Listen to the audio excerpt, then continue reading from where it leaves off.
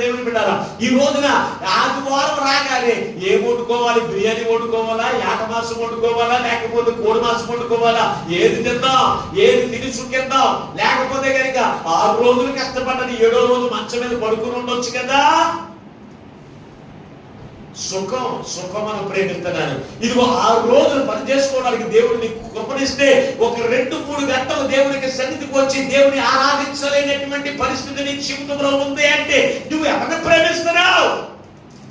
సుఖభోగమును ప్రేమించే లక్షణం నీలో ఉంటే కనుక ఈ రోజున ప్రభు నీతో మాట్లాడుతున్నాడు. సుమా, ప్రభు నీతో మాట్లాడుతున్నాడు. దేవుని బిడ్డలారా, మోషే అతను అనుభవించడానికి బోర్డంత దేవుడు సిద్ధపై చేశాడు. దేవుని ప్రేమిస్తాడా? తను దేవుని ప్రేమిస్తాడా? సుఖమును ప్రేమిస్తాడా అని చూస్తే ఇతడు సుఖము నాకు అవసరం లేదు, సుఖము వల్ల నేను నరకానికి పోతాను తప్ప